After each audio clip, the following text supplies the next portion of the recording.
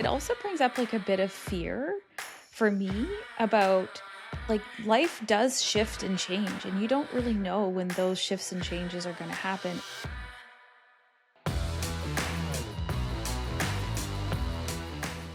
Well, I mean, hey, that was a bit of a heavier tone of conversation, but a real reality of what we all have to deal with. How are you feeling after chatting with Dominique? I am grateful that she shared her story. I think it brings a lot of perspective around what's important. And sometimes I think we get caught up in the minutia of every day. And I think listening to her tell her story of where she is now about cherry blossoms and like finding joy in the little things, was a powerful message. It How about you? was.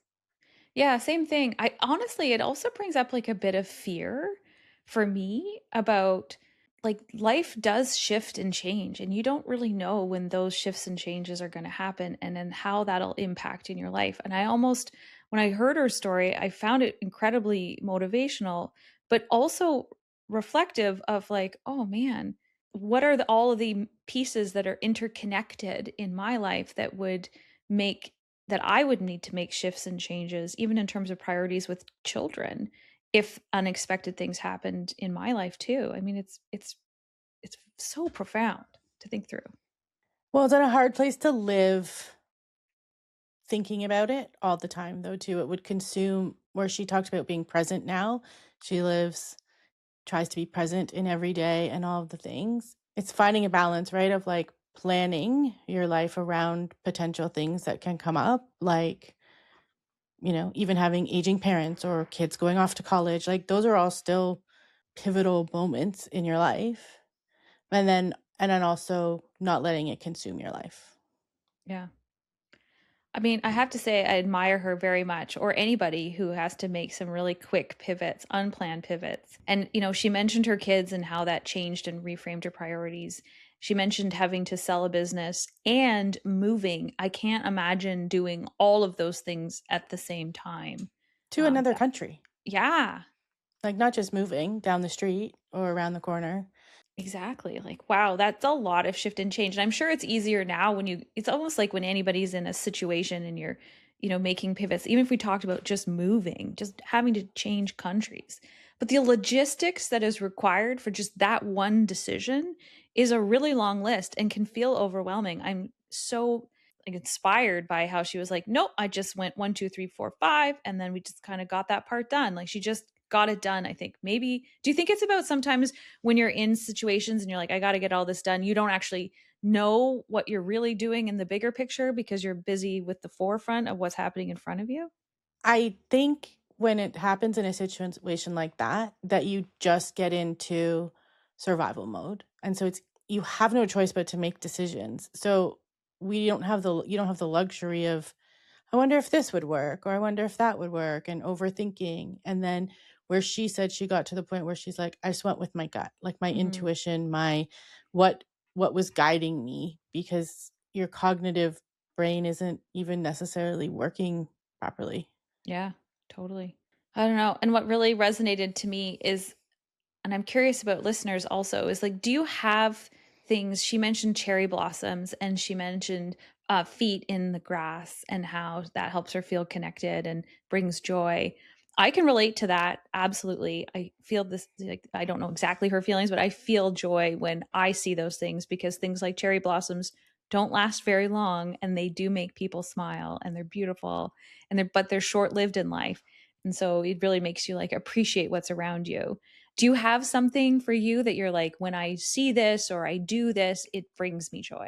It's funny, she talked about it not being like a childhood memory, the cherry blossoms, but my parents, we lived on the water growing up, and we had a cherry blossom in the front yard, and it always bloomed on my dad's birthday every year. And so my sister now lives in that same house, and like she got married her wedding day, it bloomed, and so every time I see one, I do reminisce about childhood. I don't remember much else about that house or like that part of it, but I'm always like, that tree every year without fail routinely was like, here is a beautiful day. Take my picture. Yeah. Yeah, take my picture. And I don't know, I feel like I want to encourage people about that. Everybody always says take my picture and pulls out a phone and takes a picture. But I do think it's good to take mental photos. Mm-hmm. This is something I do with the kids. It's maybe sounds cheesy, but I always do that. Like I say to them, okay, we can take a picture on our phone, but let's just take a minute and look around and take a picture for our brains. Because sometimes I think we're so busy pushing through and taking the photo and sharing it and whatever, and not just that moment where you pause and you're like, this is beautiful right now. We have to stop for those things.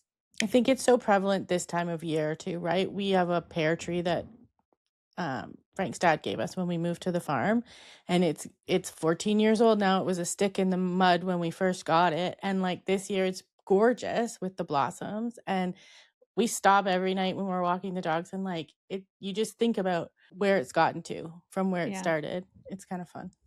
it is. And it speaks very much to life and where something starts small, but over time, it can actually have a huge impact. Do you actually eat the pears from the tree? Yeah. Yeah, yeah. Yeah. So some years they're better than others, not gonna lie. And I don't have the patience. So we bought, this is completely off topic, but I wanted apple trees because I love Honey Crisps. So I was like, we're gonna buy a whole bunch of apple trees and we're gonna put them in and then we're gonna eat our own apples. And I want to say it's been like 7 years that we've there and we have a row of them. And last year was the first year where they really like made an apple that you would want to eat. And then like the deer came and ate them all overnight. And so there was no and I was like, I just saw you planted an apple tree. And this is my like being naive or not knowing or doing research or anything. And I was like, oh, we have never had an apple off of any of those trees. So Do you have bees? Don't you need yeah. bees for apple trees? Or am I wrong about that? I don't know. Yeah, Frank's a beekeeper, so we have No way. You hives. get Yeah. honey too? Yeah, yeah. Yeah, yeah.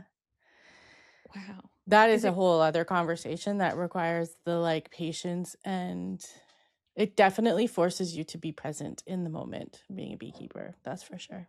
Yeah, I would imagine. But yeah, So, okay, so you have pears, you have apples, you have bees. Are you a gardener also? I personally none of that is my area of expertise. Like, Mm.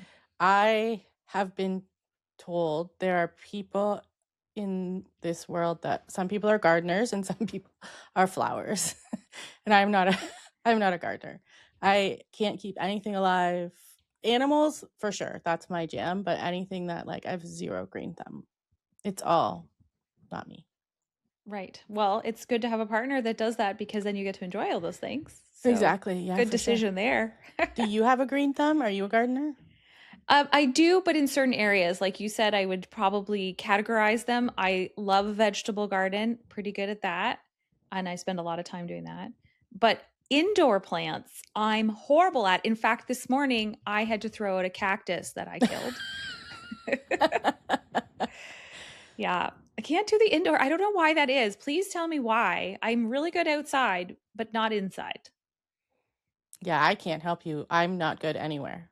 Oh, well, Zero, it was zero always a thanks. joke in COVID when we were doing a lot of everyone was doing Zoom meetings, and so I did I had this cactus through this entire COVID period, and people were taking pictures of it because it was just slowly dying over the period of COVID. But what else do you talk about with colleagues when no one's going out? So it turned into this bit of a thing about this like plant that I just can't keep going. And how can you not keep something like a cactus going? I don't know, but I can't. And then some people have beautiful succulents inside. They're just gorgeous and big. And I don't know how you do that. I have to replace my orchids after a period of time from So, the first one. same, Yeah, same. I want I to be good have at them. a bunch of like pots with sticks in them that Mhm. just they were orchids when I got them and now they're not. Yeah. Well, and so do you do like I do the watering of them like throughout the year. I give them their ice cubes, and Yes. I can get them back the next year, but they're never as pretty. Like if there were two. what would it be called? Like sticks that come out with the flowers on them. If there were two originally, the Yep. following year there's one, and then the following year there's like maybe one flower on it, and then at that point, new orchid needed.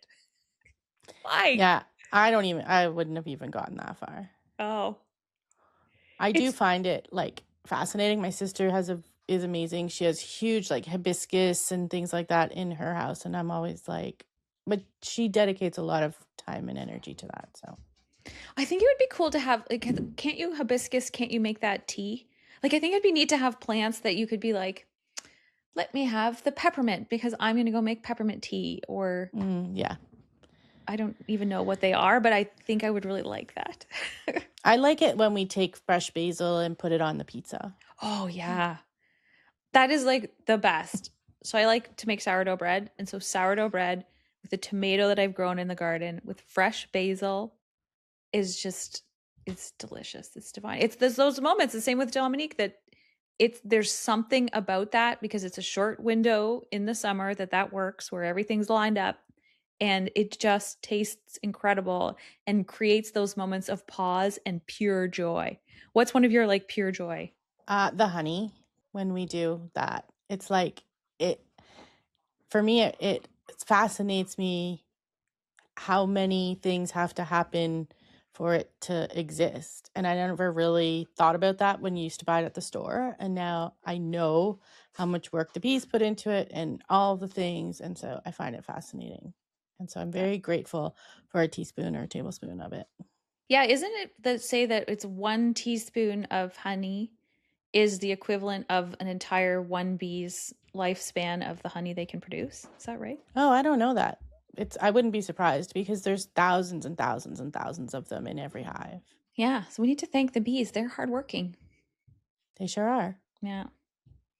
I don't know. That was one thing though that I was impressed with Dominique, and I wish that I had asked when we were talking about things that bring joy. And just because she just seems like an incredible role model for so many people of resilience, I'm or I wish we couldn't have done it, but I'm curious about how her kids perceive her. Like, do they realize that their mom is a rock star? Like, it's that to have done what she did and to still see all the positivity where she is today and to have moved countries, like, that just takes so much willingness to continue to move forward.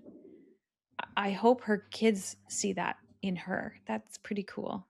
I wonder if Yeah, she sees that in herself too. I was going to ask that. And even just navigating it with kids, right? Yeah. It's because they might not want to move or see why you're moving or all of the things. Like so many questions. Yeah, for sure. I don't know. I think this is one of those episodes that really stick with you because it's really all about like what is the meaning of your life and how are we really making sure that you're finding the moments of joy in them because things do shift and change. And when they shift and change, like she was so positive and how do you keep things moving forward? It was just really one to for all of us to be super reflective on. Absolutely. And for her now to be like, I know what's important and I have to let the rest of it go. That is a hard lesson to learn. Absolutely. Well, thanks for sharing this one with us. Appreciate it. Till next time.